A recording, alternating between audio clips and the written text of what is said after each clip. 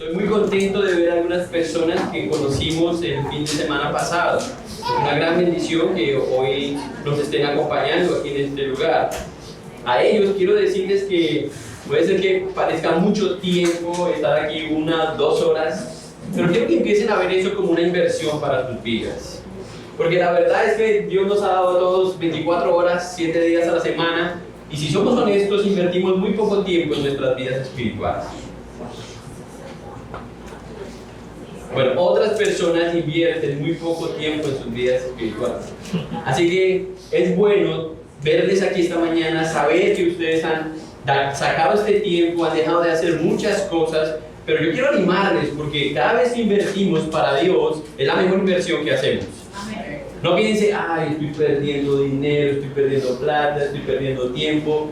Yo sé que todos tienen algo que hacer, ¿sí? Aunque algunos solamente dormir, otros ir a la playa.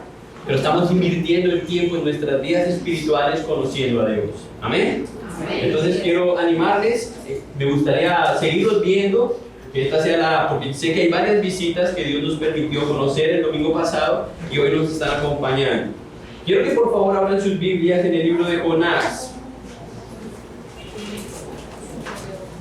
Jonás es uno de los profetas menores que están en el Antiguo Testamento, después de los profetas mayores, Isaías, Jeremías, Lamentaciones, Ezequiel, Daniel. Por ahí por ese lado de Daniel, después de Daniel se encuentra Oseas, Joel, Amos, Abdías y ahí está Jonás.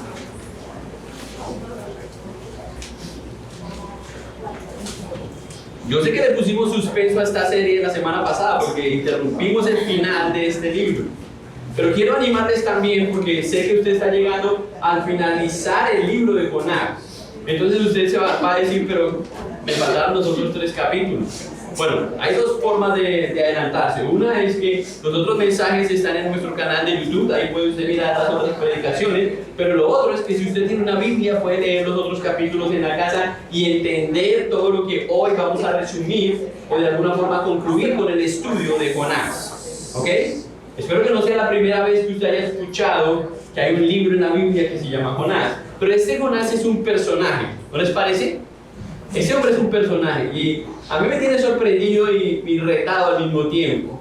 Porque, yo no sé, yo creo que yo conozco a más de un Jonás. ¿Sí? Y hasta debo admitir que quizás me parezco en algunas cosas a Jonás. Déjenme hacerles esta pregunta. ¿Cuántas veces has salido del cine o después de ver una película en casa pensando que te quedaron debiendo el final? ¿Sí? ¿Se han sentido así? Sí. Por orden del director, algo pasa y usted dice, ¿qué pasó? ¿Se acabó? O sea, usted esperaba la conclusión, esperaba que le dieran al malo, ¿cierto? O que el rico terminara bien. Pero siempre hay un final inesperado. Y aquí en Jonás, el capítulo 4, encontramos uno de esos finales inesperados. En lo personal no me gustan las películas de finales abiertos, así se llaman ese tipo de películas, aunque no soy un cinéfilo, ¿se llaman? Sí, no, esos son los que hacen las películas. Cinéfilos. Cinéfilos. Busquen eso en internet. Son los que les encanta el cine y pueden recordar. Yo conozco personas que yo estoy hablando con ellos y traen siempre una escena de una película a la vida real. Y yo admiro eso porque recuerdan los nombres, las fechas, el final, la introducción, la conclusión, todo. ¿Sí? Hasta los créditos de la película. Y uno dice, wow. ¿Sí? Pero ese es uno de esos finales inesperados, donde no sabemos por qué está escrito este libro, pero parece que nos faltó algo del final del libro en el capítulo 4 de Jonás. Y lo vamos a leer, pero lo vamos a ir leyendo y vamos a ir estudiando el libro. ¿Ok? El último capítulo. Porque a veces lo hacemos al contrario, leemos todo el pasaje y después sacamos algunas aplicaciones. Esta vez quiero que lo hagamos de esa manera, vamos a ir leyendo. Y la razón es sencilla, porque no puede dividir el pasaje. ¿Ok? Entonces vamos a ir mirando las lecciones, ¿sí? Este es un libro muy interesante. La mayoría de las veces la intención de los directores cuando termina una película así es para crear algo de expectativa o de debate, para que cada uno ponga su propio final. Aunque si muchas películas son comerciales, también lo hacen con la idea de la segunda película, ¿cierto? La segunda parte. Pero aquí no tenemos un segundo libro de Jonás. Ahora, lo que sí puede pasar es que usted conozca a Jonás en el cielo y le haga las preguntas pertinentes. Y yo tengo varias preguntas, porque no sé qué pasó después del capítulo 4. Entonces, la historia puede continuar. Este es el libro de Jonás. No nos dice cómo respondió Jonás al final de su vida. Vemos que Dios le enseña, Dios tiene gracia, misericordia con este hombre. Pero al final no vemos una respuesta contundente que nos diga, ese Jonás, no podemos decir eso.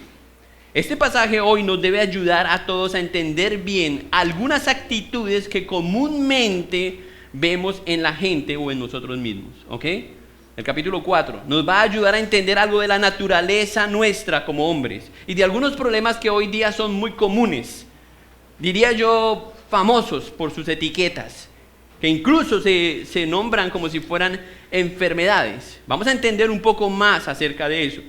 Si usted está aquí por primera vez, le hago un mini resumen de lo que vamos a hablar, porque como les dije, estamos en el final. Encontramos en el capítulo 1 un hombre llamado por Dios para llevar un mensaje a un pueblo de pecadores. Y Jonás decide huir cuando Dios lo elige para esa misión. Así que Dios en el capítulo 2 le da un paseo a Jonás por barco y después, en busca de que Jonás estaba huyendo de la presencia de Dios, Jonás termina en lo profundo del mar dentro de un gran pez. Al final del capítulo 2, Dios tiene misericordia con este hombre y hace que el pez lo escupa a la orilla del mar, a la orilla de la tierra nuevamente, a la playa. Y ahí Jonás tiene la oportunidad de llevar el mensaje a los ninivitas. Y vemos cómo termina el capítulo 3. Miren por favor el capítulo 3. ¿Ya están todos ahí en Jonás? Si alguien no ha llegado al libro de Jonás, levante su mano que alguien le va a ayudar o pregúntele al que está ahí a su lado, quizás él sabe. Pero al final del capítulo 3 de Jonás dice el versículo 10, y vio Dios lo que hicieron. ¿Quiénes? Los ninivitas. Que se convirtieron de su mal camino y se arrepintió del mal que había dicho que les haría y no lo hizo. Así que Dios cambió su decisión. Y así vemos cómo finalmente Jonás cumple su tarea y Dios cumple su propósito de que la salvación fuera llevada a estas personas. A mí me anima muchísimo eso. Porque a veces nosotros pensamos, ¿y cómo va a ser? ¿Y quién lo va a hacer? Pero cantamos hace unos minutos las salvaciones del Señor. Y podemos tener toda nuestra confianza de que Dios a quien va a salvar, lo va a salvar. Como Él quiere, cuando Él quiera. Por su gracia muchas veces usa un Jonás como este o como otros que andan por ahí. Pero esa es la gracia del Señor y Él los va a salvar. Ahora, ¿cuál es la tarea cuando terminemos este capítulo, el capítulo 4? Pues bueno, ya les puse una tarea. Los que no han leído el capítulo 1 al 3 tienen que leerlo. Pero para los que estamos aquí, la tarea de cada uno es buscar cómo le daría el final a este libro. ¿Ok? Usted va a ser el director para ver cómo le da el final a este libro. Porque hay varias opciones, pero yo quiero darles la libertad de que ustedes piensen qué pasó con Jonás y lleguen a sus propias conclusiones, ¿ok? Porque el libro no nos dice. Leamos el versículo 1 y después de leer el versículo 1 les pido que oremos. ¿Están de acuerdo? Eso es sí, esto es no. O pueden decir amén, sí. Que eso es así sea. Vamos a leer el versículo 1 y oramos. Dice el versículo 1, pero Jonás se apesadumbró. Voy a leerlo más despacio. Eso no es una palabra fácil de leer. En extremo y se enojó. Vamos a orar. Padre, te damos gracias esta mañana, especialmente por tu palabra, Señor, porque la tenemos aquí como un tesoro, Señor. Fue escrita por algunos hombres, pero inspirada por ti, Señor, a esos hombres para que ellos la plasmaran, Señor, de tal forma que hoy nosotros pudiéramos recordar lo que enseñaste a algunos hombres, para que tu carácter fuera revelado, para que el plan que tienes para este mundo sea revelado, Señor. Cielo y tierra pasarán, Señor, pero tu palabra permanece fiel, Señor. Y todo lo que en ella hay se cumple, Señor, y es por eso que la consideramos un tesoro, Señor. Pero rogamos que abran nuestros oídos, nuestros ojos, nuestros sentidos, Que uses tu espíritu, Señor, para quebrantarnos con tu palabra y ayudarnos a entender tu voluntad y finalmente rendirnos a ti y a tu Hijo Cristo, Señor. Ayúdanos, Señor, a entender el mensaje de esta mañana a todos, Señor. Gracias, Señor, por lo que está escrito aquí, Señor. Aplícalo a nuestro corazón, a cada uno, Señor. Te lo pedimos en el nombre de Jesús. Amén. Entonces leímos que Jonás se apesadumbró. ¿Qué palabra esa, no? Es decir, se enfureció, ¿sí? Se enojó. Si le preguntan, si le hacen esta pregunta, ¿qué lo enoja a usted de su hermano? Seguro usted tiene una respuesta que justifique su enojo, ¿cierto? Te dirán, es que tal cosa, ¿cierto? ¿O qué le enoja a usted de su esposo? Tal cosa, ¿sí? Pero ¿cómo si yo le pregunto qué le enoja a usted de Dios, usted qué diría? ¿Ah? Pues aquí vemos a un hombre enojado por lo que Dios ha hecho, por lo que Dios está haciendo. Y eso es algo extraño, ¿sí? Solo cuando no entendemos el carácter de un Dios podemos enojarnos injustificadamente al ver los planes de ese Dios. Es por eso que hay mucha gente quejándose y diciendo, es que Dios tal cosa, es que... Porque no lo conocen. No entienden ese Dios santo, ese Dios eterno, no entienden la soberanía de Dios y por eso es que refunfuñan, por eso se enojan. Pero quien conoce el carácter de Dios jamás se enojará contra Dios. Está bien que no nos guste lo que Dios hace, pero no enojarnos con Él, ¿sí? Yo creo que eso no está bien. Y yo he visto personas así, he visto personas especialmente cuando están enfermas, cuando pierden un ser querido, cuando incluso en medio de un conflicto personal se sienten incómodos. He visto personas enojadas con Dios porque no entienden dónde está Dios, qué está haciendo Dios. Pero otra vez, el problema, ¿quién es? Uno. El problema no es Dios. Pero que un creyente se enoje porque Dios salva a un pecador, eso es un poco extraño, ¿no? Dios había salvado a los ninivitas y ahora dice que Jonás se enojó en extremo por lo que Dios había hecho. ¿Cuántos de ustedes están orando por la salvación de alguien? La mamá, el tío, el hermano, el vecino, cualquiera, ¿cierto? Imagínense que lo salvan, el Señor lo salva y usted lo ve en la iglesia y usted dice, ¿por qué? ¿Qué es eso, cierto? No tiene sentido. Y menos viniendo de un profeta, ¿sí? El profeta, el pastor rindiendo el informe, no, imagínense que se salvaron todos y ya, rabioso porque se están salvando. No tiene ningún sentido, es algo contradictorio, es algo raro, ¿sí? Imagínense a Pedro ahí en la predicación de los 3,000, ¿recuerdan eso en Hechos capítulo 2? 3,000 personas salvas con la predicación de Pedro y Pedro rabioso. ¿Y a dónde los vamos a meter todos? ¿Y ahora qué vamos a hacer? No tiene ningún sentido pensar de la forma que está pensando Jonás. Recuerden que ahí en el capítulo 3, el versículo 10, leímos, vio Dios las acciones de los ninivitas y fue movido a misericordia.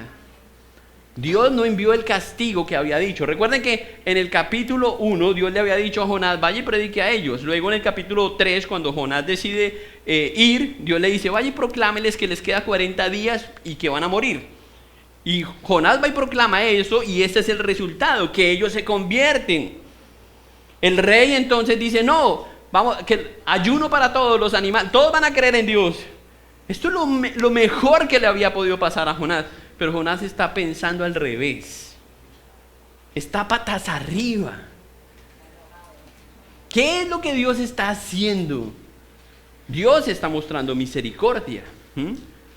Bueno, pastor, ¿y qué es la misericordia? La misericordia es una inclinación del ánimo a compadecerse por el mal ajeno. Eso es lo que hace Dios constantemente con nosotros. Inclina su ánimo y tiene compasión de nosotros. No nos da como nosotros nos merecemos. La Biblia dice claramente que nosotros merecemos la paga por nuestro pecado. Pero si yo los veo aquí es porque todavía Dios ha mostrado su misericordia. ¿Sí? Eso habla bien de nuestro Dios. Eso se llama misericordia. ¿Qué clase de profeta es este? ¿Qué clase de creyente es este que estamos viendo aquí en la Biblia? Dice que en extremo se enojó. Estaba enfurecido de pensar que estos ahora conocerían a Dios. Yo no sé si Jonás maquinaba, y ahora Dios va a recibir la ofrenda de ellos, y ahora Dios va a escuchar la oración de ellos, y ahora yo voy a tener comunión con ellos, porque ahora eran creyentes como él. Claro, su nacionalismo, la idea de que Jonás era un hebreo y que ellos eran asirios, chocaba con la idea de tener que compartir con esos. Obviamente es el orgullo y el pecado que tiene dominado Jonás que no lo deja pensar bien. ¿Sí? Es eso lo que no permite que Jonás piense correctamente. Dios había mostrado su misericordia con los pecadores y Jonás debía estar alegre de eso, pero no estaba. Todo lo contrario. Este es un profeta que nos deja mucho que decir. Ahora usted puede menear la cabeza y decir, tremendo ese Jonás, wow. Pero ¿usted no ha sentido algo de celos cuando le va bien a otra persona? No, ¿cierto? O especialmente cuando llega uno de esos últimos hermanos que entra a la iglesia y va haciendo y después resulta como líder y usted dice, pero si él llegó hace 2 años, yo llevo 7 años acá y él mírelo ya. ¿No somos parecidos a Jonás en eso? Y nos enojamos porque Dios está haciendo su misericordia en otros y está haciendo su voluntad en otros. Esto no pasa aquí, ¿cierto?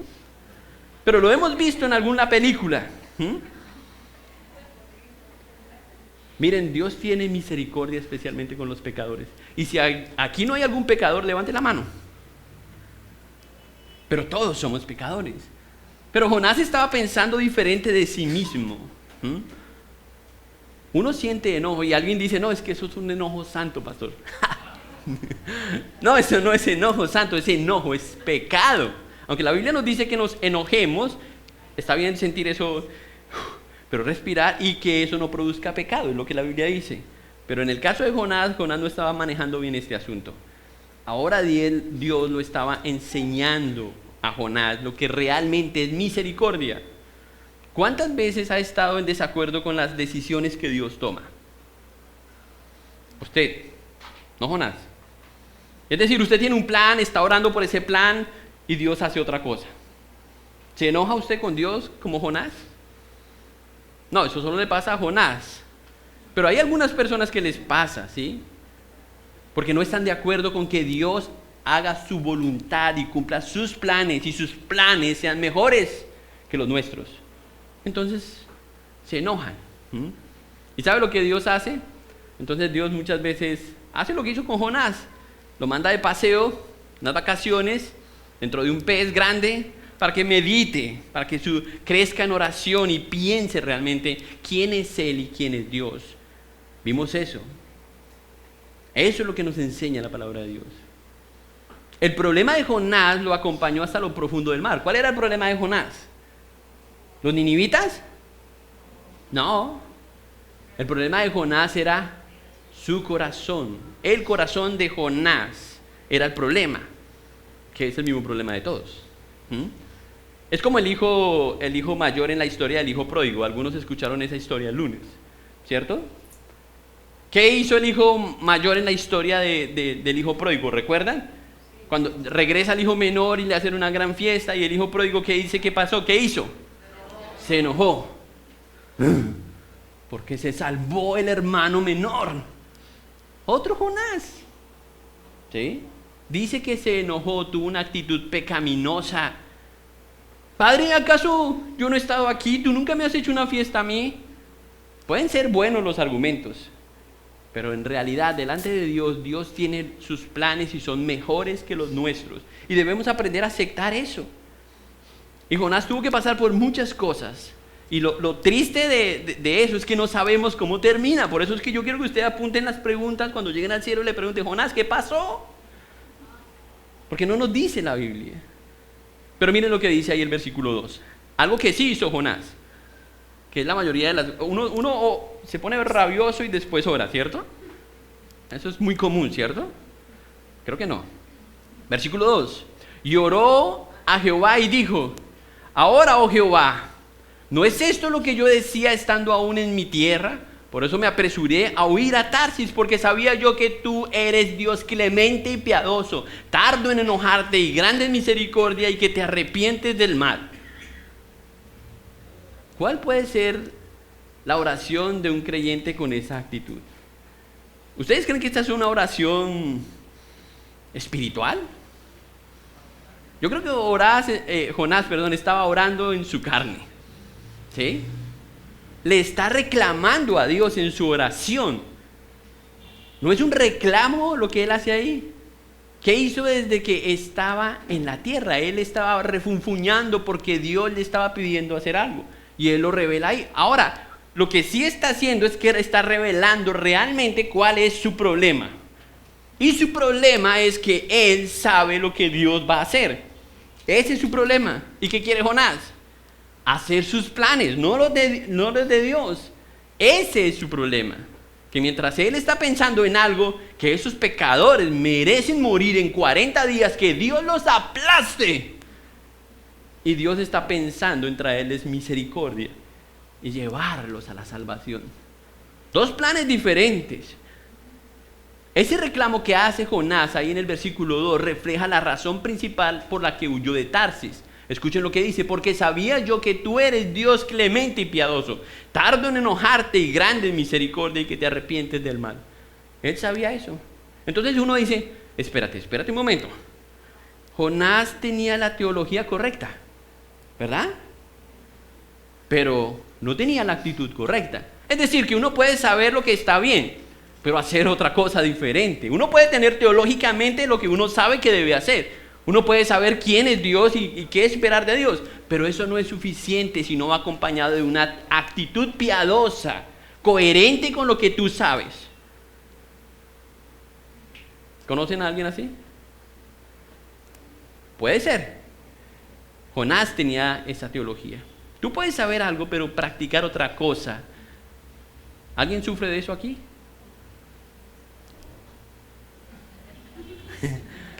Puede ser.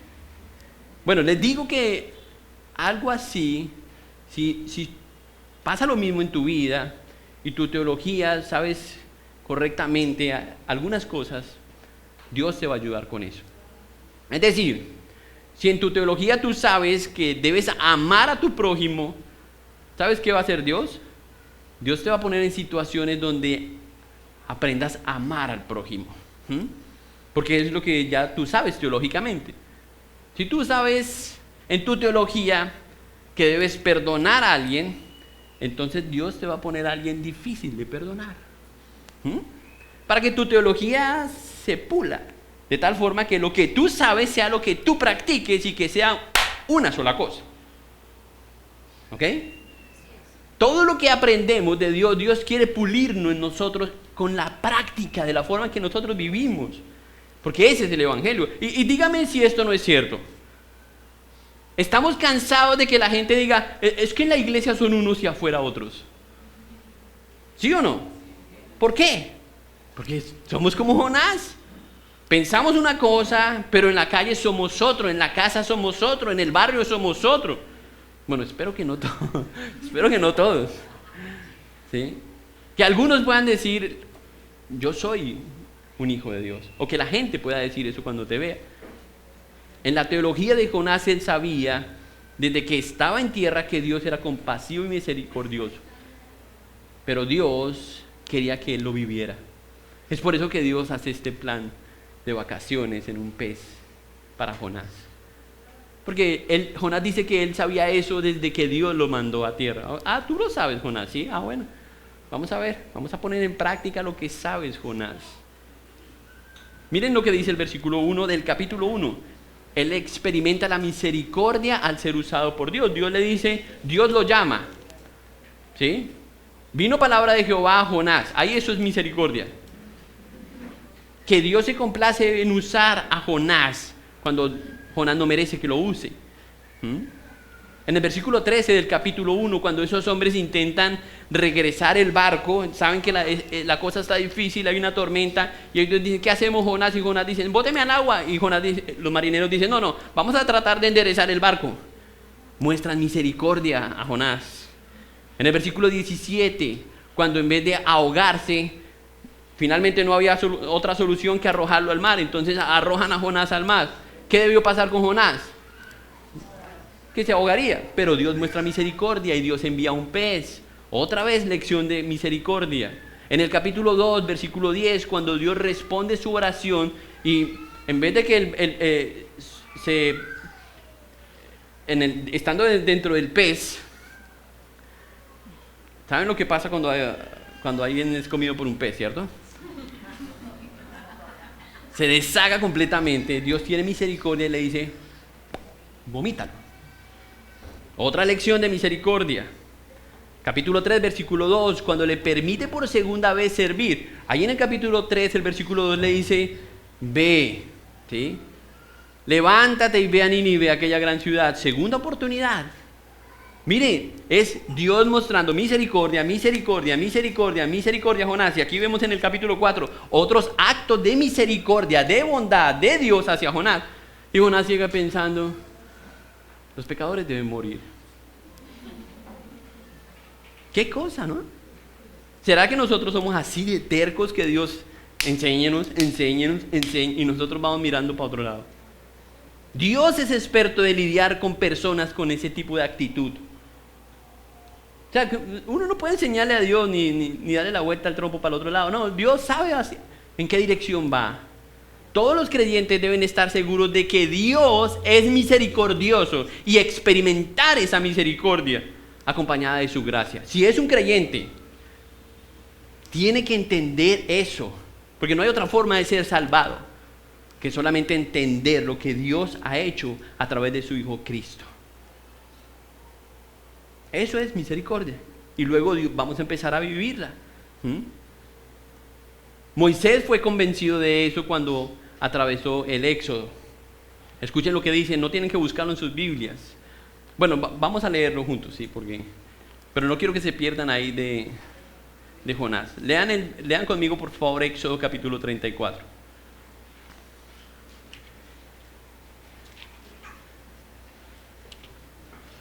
Miren lo que dice el versículo 6 del capítulo 34 de Éxodo.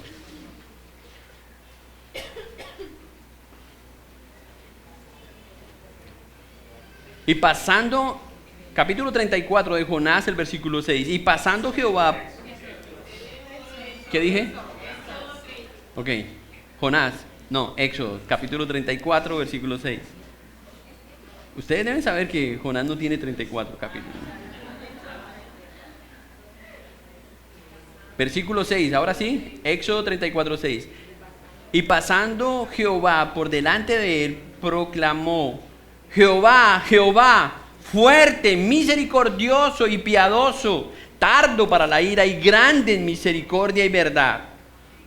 Mire, si hay algo que Dios le enseñó a los israelitas fue eso, la misericordia. Su misericordia. Y el pueblo se quejaba de eso y se quejaba de eso.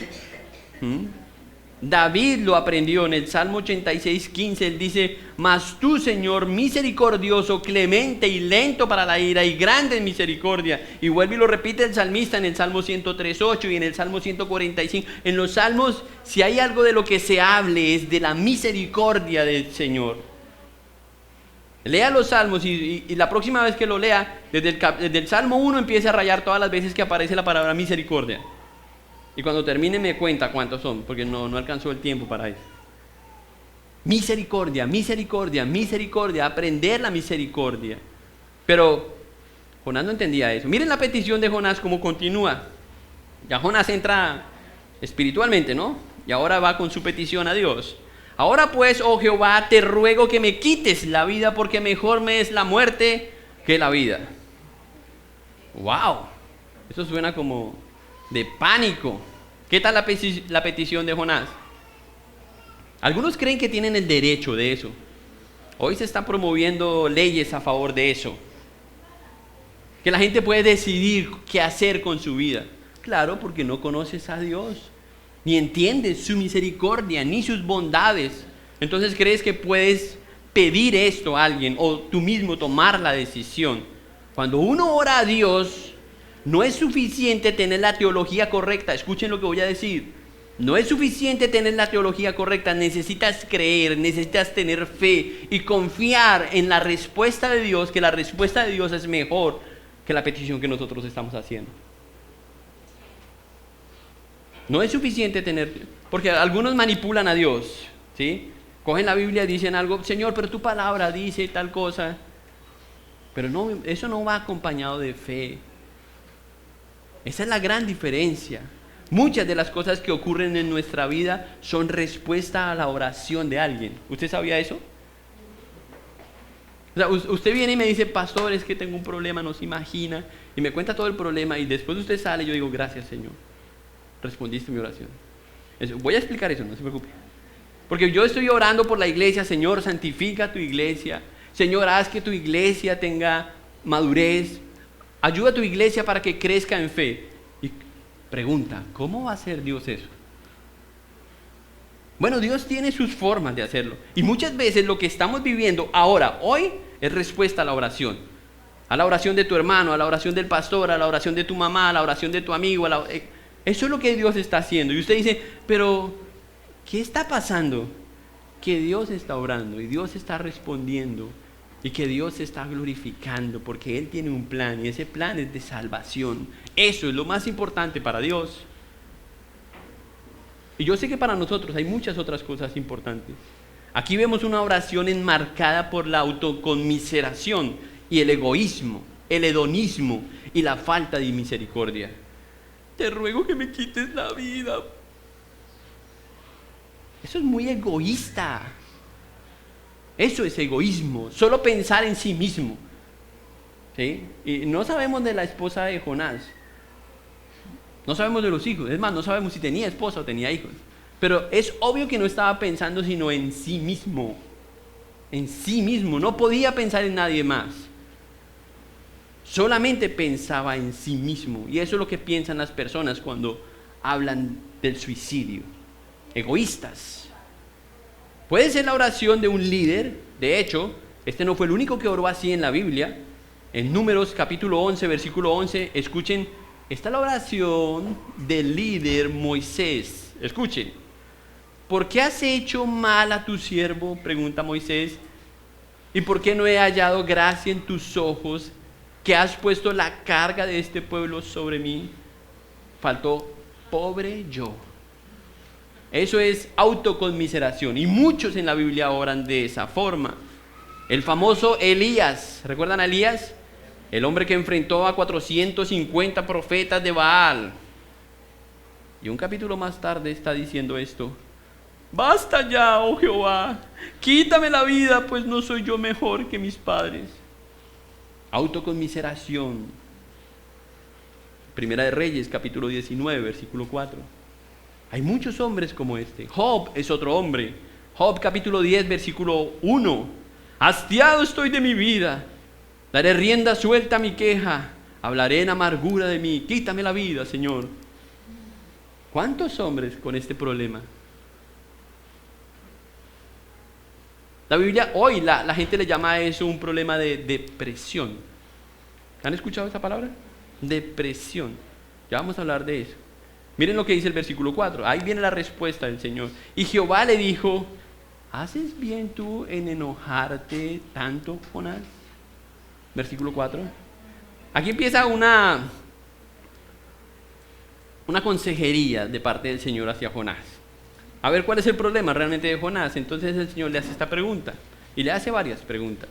¿Haces bien en enojarte bien? Miren la respuesta. Versículo 5, y salió Jonás de la ciudad y acampó hacia el oriente de la ciudad. ¿Respondió la pregunta? No. La respuesta de amor es otra demostración de paz. Perdón, la pregunta que Dios hace es otra demostración de amor para Jonás. Él siempre tiene una respuesta diferente para todos. Jonás no responde porque no puede justificar su enojo.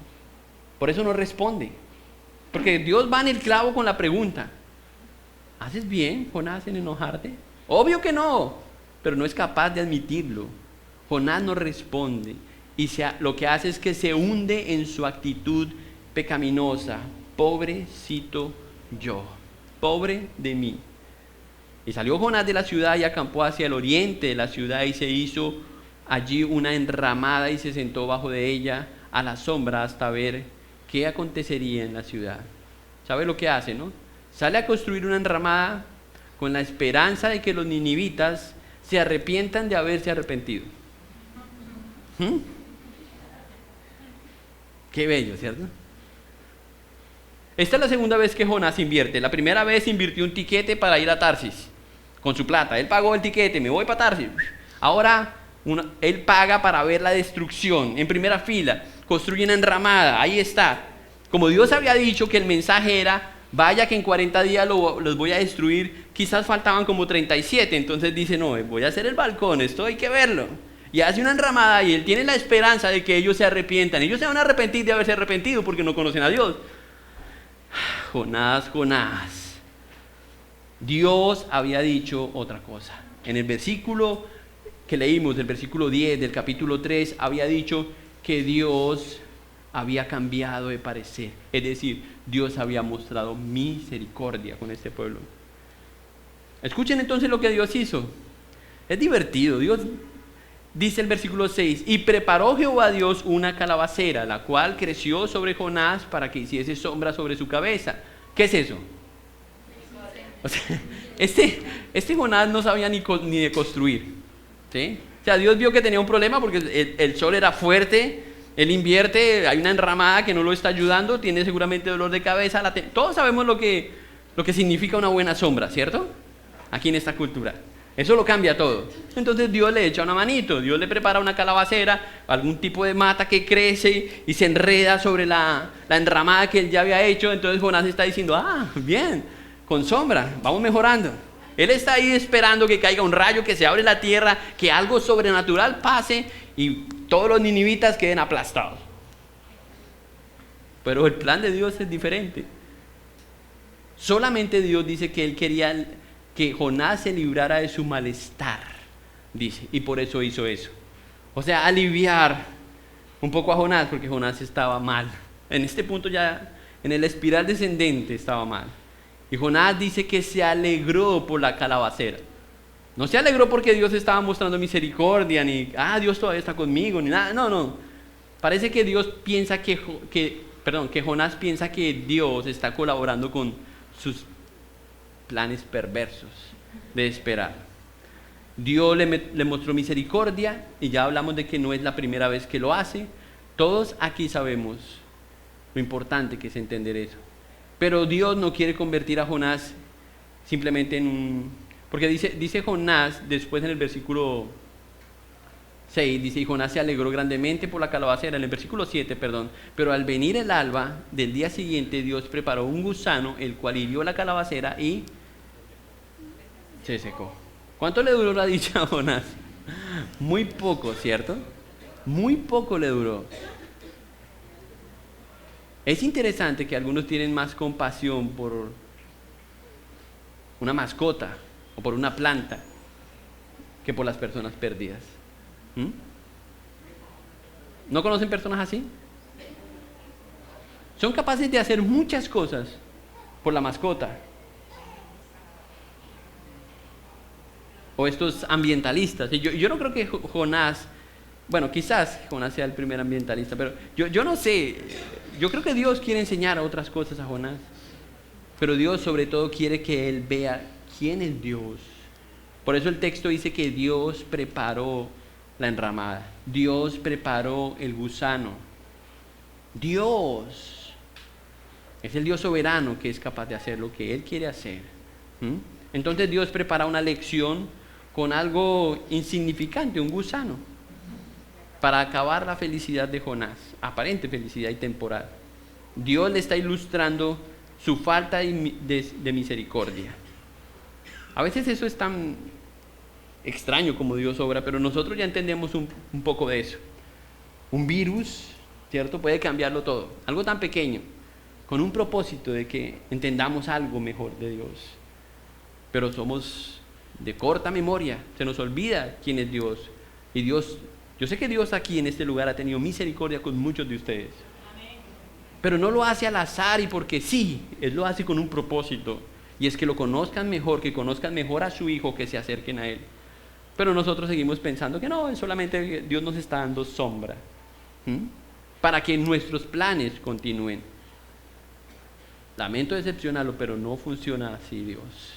Versículo 8. Y aconteció que al salir el sol, otra vez, preparó Dios un recio viento solano, y el sol hirió a Jonás en la cabeza y se desmayaba y deseaba la muerte, diciendo: mejor sería para mí la muerte que la vida. Otra vez. Ahí vemos a Jonás. No solamente Dios le quita la calabacera, sino que le envía una brisita, la loca, ¿cierto? Para que le tumbe la enramada. Jonás está frustrado. No sabemos cuánto tiempo lleva ahí esperando la acción. ¿Sí? Que caigan los rayos del cielo como le está esperando, pero no ha pasado nada. Solamente el problema sigue siendo él. Jonás es el problema. Emocionalmente Jonás está afectado. Ya vimos que teológicamente está pensando correctamente, pero emocionalmente está mal. Su actitud está mal. Ahí vemos a Jonás afectado. Es lo más profundo que había bajado Jonás. Podríamos diagnosticar a Jonás con depresión. Ya había dicho eso, ¿cierto? ¿Saben qué es la depresión? Es un profundo sentimiento de desánimo, de desaliento o de tristeza, que a menudo va acompañado de frustración o impotencia personal. Y no es la única persona en la Biblia que vemos con esa etiqueta de depresión. Hay otros hombres que podríamos decirles o diagnosticarlos con el mismo problema de depresión. Les voy a dar unos consejos a los que conocen a otras personas con ese diagnóstico. Cosas que pueden ayudarnos en el estado depresivo, cuando usted se siente así. Primero, si usted es creyente, no se confíe de su teología, ¿ok? O sea, si usted piensa, no, es que como yo hice seminario, yo no voy a tener problemas con depresión, ¿cierto? Si yo ya hice el seminario. No se confíe de su teología, necesita vivir su fe, necesita poner en práctica lo que cree. Primer consejo, esos consejos son gratis, no se preocupen. Segundo consejo, obedezca a Dios cuando Él le habla. Si no, entonces ahí va el problema, la depresión, la tristeza, y ahí usted empieza en una espiral descendente. Ahí empieza el problema cuando usted no obedece a Dios. Entonces, obedezca a Dios. Tercer consejo, reemplace el temor, no deje que reemplace el temor de los hombres por el temor de Dios. Es decir, no le tema más a los hombres que a Dios. Ese era un problema que tenía Jonás. Porque él pensaba: ¿qué voy a hacer con todos estos nivitas? ¿Y qué va a pasar con ellos? ¿Y vamos a ir a la iglesia juntos? ¿Y nos vamos a ver en la cafetería? Todo eso. Entonces, no deje que esos temores de hombres lo invadan. Siempre el temor a Dios, lo que a Dios le agrada. Ese es el otro consejo. El cuarto consejo, rechace los pensamientos no bíblicos. No los deje albergarse en su cabeza. O sea, si usted piensa como Jonás, ¿no? Mejor sería la muerte. Sacuda la cabeza y diga: no, Señor, Alfredito, no. Eso no es lo que Dios quiere. No deje esos pensamientos en su cabeza. No los conciba, no los deje ahí. Eso es lo que quiere Satanás, pero usted no lo permita. Nunca alojes pensamientos suicidas ahí en su cabeza. Confiésalo, dile: Señor, perdóname, no debo pensar de esta forma. Tú eres el autor de la vida, tú eres el dueño y sé que voy a pasar de esto, pero no permitan pensamientos no bíblicos ahí en su cabeza, de cualquier índole, porque ahí seguramente va a dar un paso más cerca a la depresión. No dejes que la tristeza eche raíces. Yo sé que hay cosas y hay realidades que en verdad duelen, yo lo entiendo, y si hay que tener un luto, está bien, y si hay que llorar, está bien, y podemos llorar con Dios. Y Dios nos acompaña en nuestra pérdida, en nuestro luto, pero no dejes que las raíces de la tristeza profundicen, no. Porque entonces eso te va a llevar al desánimo, eso te va a llevar a que no vas a escuchar, que vas a suspender el plan de Dios, lo que Dios te ha dicho que tienes que hacer. No dejes de servir a Dios. Y eso ocurre cuando las raíces empiezan a crecer. No lo hagas. Céntrate, el último consejo, céntrate en el Señor y confía en Él. Pregúntate: ¿qué estás haciendo, Señor? Y después te dices a ti mismo: confío en lo que estás haciendo. No lo entiendo, pero confío. Porque Dios no quiere que entendamos todo lo que Él hace, pero quiere que tengamos confianza en lo que Él hace. Escuche como dice Jeremías. Jeremías dice estas palabras y son maravillosas. Bendito es el hombre que confía en el Señor, cuya confianza es el Señor. Será como árbol plantado junto al agua, que extiende sus raíces junto a corriente. No temerá cuando venga el calor, y sus hojas estarán verdes. En año de sequía no se angustiará, ni cesará de dar fruto. ¿Le suena eso a algún salmo? Parece que Jeremías se lo había aprendido, ¿cierto? Ponga eso en su cabeza. Eso es lo que usted tiene que pensar. Bendito el nombre del Señor. Ahí está mi confianza. Él es mi Salvador. Él es el Señor. La salvación es del Señor. Pero no se deje dominar por esos pensamientos pecaminosos. ¿Qué responde Dios a la petición de Jonás? ¿Te voy a matar, Jonás? Miren versículo 9. Entonces dijo Dios a Jonás nuevamente: ¿tanto te enojas por la calabacera? Y él respondió: mucho me enojo, Señor, hasta la muerte. ¿Qué tal? Bendito Jonás. Y dijo Jehová, versículo 10: ¿tuviste tu lástima? Miren lo que Dios le dice: ¿tuviste tu lástima de la calabacera en la cual no trabajaste, ni tú la hiciste crecer? En espacio de una noche nació, y en espacio de otra noche pereció. Y escuche lo que le dice en el versículo 11: y no tendré yo piedad de Nínive, aquella gran ciudad donde hay más de 120,000 personas que no saben discernir entre su mano derecha y entre su mano izquierda, y muchos animales. ¿Quién tenía derecho a enojarse, hermanos? Si Jonás me pide: Señor, mátame, petición concedida, Jonás. Pero como Dios es santo, Dios es justo, Dios no lo hace. Dios quiere que él aprenda la lección de que Dios es misericordioso. Y él quiere que él... Yo no sé por qué Dios hace eso. Dios a veces nos explica y nosotros no merecemos que Dios nos explique nada. Él nos ayuda con plastilina a entender lo que Él está haciendo. Solamente porque Él quiere que usted vea el plan de Dios para usted, para su familia, para su vida, y que confíe en Él. Ah, pero es que yo tengo otros planes, pastor. Vuelve y juegue. Está bien, haga sus planes, pero al final se va a dar cuenta que los planes de Dios son mejores, siempre serán mejores. Como dice un proverbio, a mí me encanta el proverbio 27:19, que dice: como el agua refleja el rostro, así el corazón del hombre refleja al hombre. Eso fue lo que hizo Jonás, reflejó quién era en realidad, reflejó dónde estaba espiritualmente. Un árbol produce frutos, y nuestros corazones producen comportamientos. Nuestra teología nos informa, pero es llevada al corazón. Y saben que de aquí a aquí no hay mucha distancia, ¿cierto? Y muchas veces solo tenemos aquí la información, pero no ha bajado aquí y no cambia nuestra vida. Y por eso tenemos que acercarnos a Dios y confiar en Él, clamar a Dios porque haga un cambio en nuestras vidas. Tenemos que darle un buen final a este libro. Tenemos que darle un buen final a nuestra historia. ¿Cómo vamos a responder a lo que Dios ha hecho en la vida de Jonás? ¿Ya sabe usted el final? ¿Cuál sería el mejor final para Jonás? ¿Usted cree que Jonás aprendió la lección? ¿Sí o no? Levante la mano, ¿sí? Pues no dice el texto, ¿sí? Solamente le dejó ahí otra pregunta: ¿y no tendré yo piedad de Nínive? Y Dios le explicó por qué, pero no sabemos. Lo que sí sabemos es que Él desea que sus seguidores muestren la misma misericordia y compasión que Él ha mostrado. Dios quiere que lo imitemos en su misericordia, en su bondad. Debemos hacer lo mismo que Él ha hecho con nosotros. En realidad, la gente de Nínive espiritualmente eran como niños. ¿Escucharon que no sabían distinguir entre la mano derecha y la mano izquierda? Yo le digo: levante la mano izquierda. Está la derecha. Yo no les dije que levanten la mano derecha, la izquierda. El pueblo no sabía hacer eso. Levante la mano izquierda.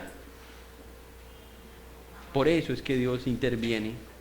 Al no saber discernir los valores morales, espirituales, estaban, ¿sabe qué? Condenados a morir. Pero cuando Dios interviene, Dios cambia todo, hermanos. Porque el hombre no tiene cómo cambiar el final de su historia. Solamente cuando Dios interviene. ¿Se identifica con eso? Dios envió a su Hijo Cristo para intervenir en tu vida, para cambiar tu historia, para que creas en Él, para que experimentes tu misericordia y para que conozcas los planes de Dios. ¿Qué camino tomamos? El profeta que advierte una destrucción y no acepta la voluntad de Dios. O aceptar la voluntad de Dios y seguir el plan de Dios, que es mucho mejor que el de nosotros. Entender su perdón, aceptar su gracia y seguir su misericordia. ¿Ya aceptaste eso? ¿Has experimentado la gracia del Señor, la misericordia del Señor? ¿Tienes misericordia con otros? Si descubres que no, hoy eso puede cambiar. Y por eso quiero invitarles a que oremos. Puedes arrepentirte hoy de la forma en que has vivido y cambiar esa historia de tu vida para conocer a Dios, para conocer su misericordia, su bondad, su gracia, su perdón. Cierre sus ojos y oremos unos minutos antes de terminar. Cierre sus ojos, por favor. Si de alguna forma el Señor le ha hablado en este mensaje, piense de la forma que Dios le ha dicho algo. Hable usted con Dios, Dios está escuchando. Por favor, cierren los ojos. Yo quiero que nadie se distraiga y por eso les invito a que cierren los ojos. No es por otra razón. No va a caer nada del cielo ni nada de eso. Solamente quiero que no se distraigan. Hable con Dios. No sé de qué forma Dios le ha hablado esta mañana. Quizás usted ha oído a Dios, ha oído del plan de Dios. Quizás Dios le ha pedido hacer algo y usted todavía va en otra dirección. O usted está viendo que otros prosperan y usted no resiste eso. Usted está enojado con Dios. Hable con Él. Hoy Dios está dispuesto a cambiar su historia. Padre, te doy gracias, Señor, por intervenir en mi vida. Y gracias, Señor, porque tú prometes seguirlo haciendo en todos aquellos que ponen la fe y la confianza en Jesús como su único Salvador.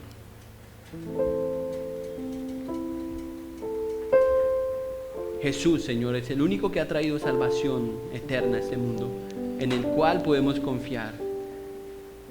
El que es perfecto. Gracias por tu Hijo Jesús. Ayúdanos a creer, pero no a creer de cualquier forma, sino como tu palabra lo enseña, a tener fe y confianza. Perdona, Señor, esta mañana a quienes no han confesado nunca sus pecados ni han admitido que son pecadores. Perdónalos. Si su problema es como el de los ninivitas que no sabían discernir lo que es espiritual, lo que te agrada y lo que no te agrada, convéncelos hoy de que son pecadores, que te necesitan, Señor, y sálvalos. Abre sus ojos espiritualmente y muéstrales a Jesús, enséñales el amor, el perdón, la gracia que Él mostró en la cruz por los pecadores. Gracias, Señor. Gracias por estos minutos que hemos invertido hoy escuchando tu palabra. Te alabamos, Señor, y rogamos, Señor, que podamos ser testigos de lo que hoy has hecho en nuestra vida. Confiamos, Señor, que el que empezó la buena obra en nosotros es fiel para terminarla, Señor. Por eso encomendamos nuestras vidas a ti, Señor. Y rogamos, Señor, que nos acompañes, Señor, para seguir escuchándote, Señor, y confiando en ti y en tu Hijo Jesús. Te alabamos, Señor, por siempre, Señor. No hay nada, Señor, que sea mejor que conocer a Jesús, Señor. Y eso es lo que queremos decir, Señor, en esta alabanza. En el nombre de Jesús oramos. Amén.